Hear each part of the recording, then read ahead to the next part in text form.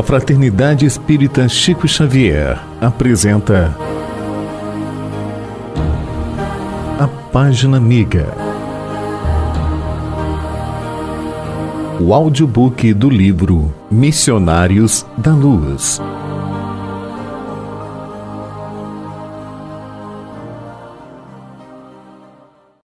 Capítulo 6. A oração.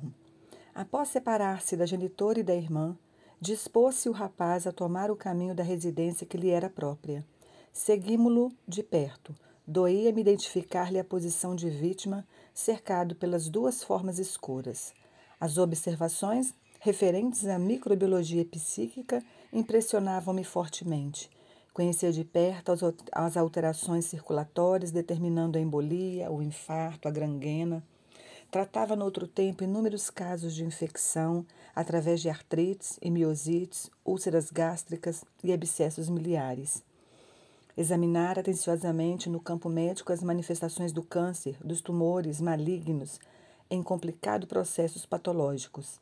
Vira múltiplas expressões microbianas no tratamento da lepra, da sífilis, da tuberculose.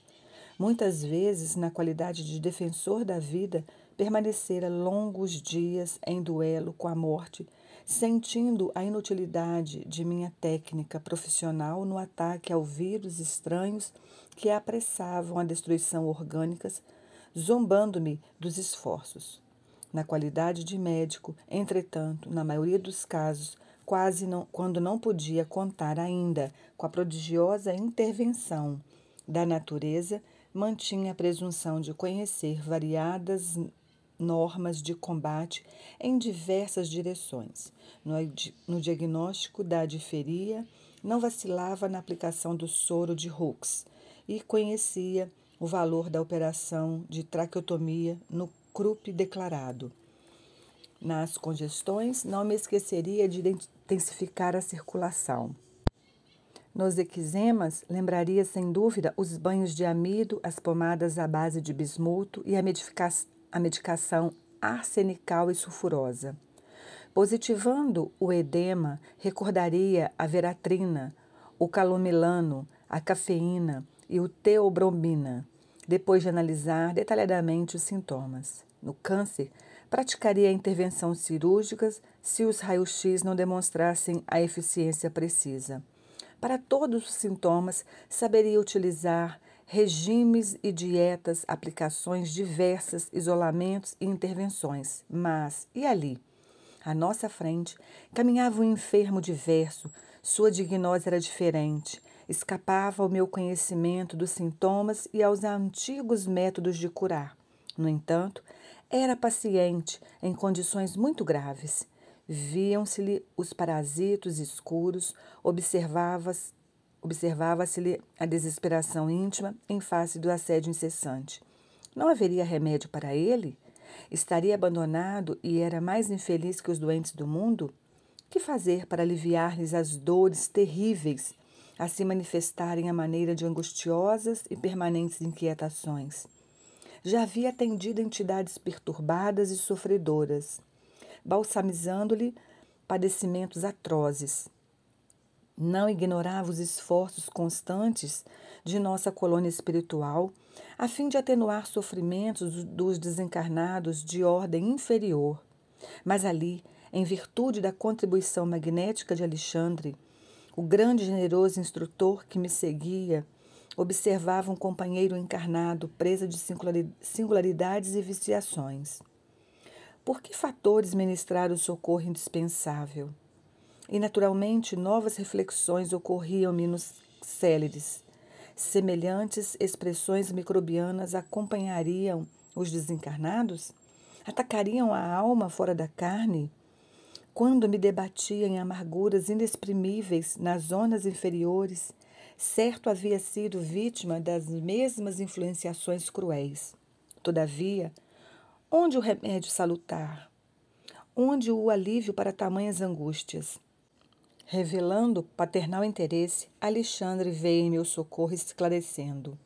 Essas interrogações íntimas, André, são portadoras de grande bem para o seu coração. Começa a observar as manifestações do vampirismo, aos quais não circunscrevem ao ambiente dos encarnados. Quase que a totalidade de sofrimentos nas zonas inferiores deve a ela sua dolorosa origem. Criaturas desviadas da verdade e do bem, nos longos caminhos evolutivos, reúnem-se umas às outras para a continuidade das permutas magnéticas de baixa classe. Os criminosos de vários matizes, os fracos da vontade, os aleijados do caráter, os doentes voluntários, os teimosos e recalcitrantes de todas as situações e de todos os tempos integram comunidades de sofredores e penitentes do mesmo padrão, arrastando-se pesadamente nas regiões invisíveis ao olhar humano. Todos eles segregam forças detestáveis e criam formas horripilantes, porque toda a matéria mental está revestida de força plasmadora e exteriorizante. Mas, objetei, sinto que o campo médico é muito maior depois da morte do corpo. Sem dúvida, redarguiu meu interlocutor sereno, quando compreendermos a extensão dos ascendentes morais em todos os acontecimentos da vida. Entretanto, considerei, horrorizam-me as novas descobertas na região microbiana. Que fazer contra o vampirismo? Como lutar com as forças mentais degradantes? No mundo, temos a clínica especializada, a técnica cirúrgica, os antídotos de vários sistemas curativos. Mas aqui, Alexandre sorriu pensativo e falou depois de pausa mais longa. Conforme verificamos, André, o tratamento remoto nos templos, a ascendência da fé nos processos de medicina, nos séculos passados e a concepção de que as entidades diabólicas provocam as mais estranhas enfermidades no homem não são integralmente destituídas de razão.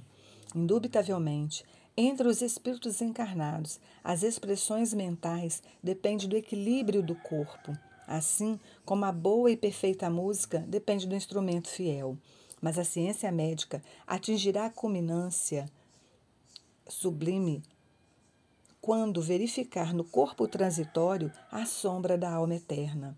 Cada célula física é um instrumento de determinada vibração mental. Todos somos herdeiros do Pai, que cria, conserva, aperfeiçoa, transforma ou destrói. E diariamente, com o nosso potencial gerador de energias latentes, estamos criando, renovando, aprimorando ou destruindo alguma coisa.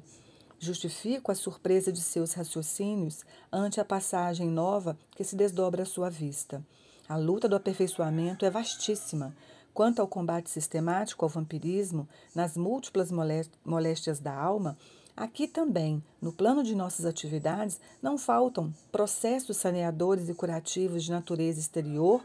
No entanto, examinando o assunto, na essência, somos compelidos a reconhecer que cada filho de Deus deve ser um médico de si mesmo. E até a plena aceitação desta verdade, com as aplicações de seus princípios, a criatura está sujeita a incessantes desequilíbrios. Entendendo minha estranheza, Alexandre indicou o rapaz que se dispunha a penetrar o reduto doméstico depois de pequeno percurso a pé e falou: há diversos processos de medicação espiritual contra o vampirismo, os quais poderemos desenvolver em direções diversas, mas para fornecer a você uma demonstração prática, visitemos o lar do nosso amigo. Conhecerá o mais poderoso antídoto. Curioso, observei que as entidades infelizes mostravam-se agora terrivelmente contrafeitas. Alguma coisa impedia-lhes acompanhar a vítima no interior. Naturalmente, acentuou meu generoso companheiro, você já sabe que a prece traça fronteiras vibratórias. Sim, já observava a experiência dessa ordem. Aqui, prosseguiu ele, reside uma irmã que tem a felicidade de cultivar a oração fervorosa e reta. Entramos e, enquanto o amigo encarnado se preparava para recolher, Alexandre explicava-me o motivo da sublime paz reinante entre as paredes humildes. O lar, disse, não é somente a moradia dos corpos, mas, acima de tudo, a residência das almas. O santuário doméstico, que encontre criaturas amantes da oração e dos sentimentos elevados. Converte-se em campo sublime das mais belas florações e colheitas espirituais. Nosso amigo não se equilibrou ainda nas bases legítimas da vida. Depois de extremas vacilações e levianas experiências da primeira mocidade, no entanto, sua companheira, mulher jovem cristã, garante-lhe a casa tranquila com a sua presença pela abundante e permanente emissão de forças purificadoras e luminosas de que o seu espírito se nutre.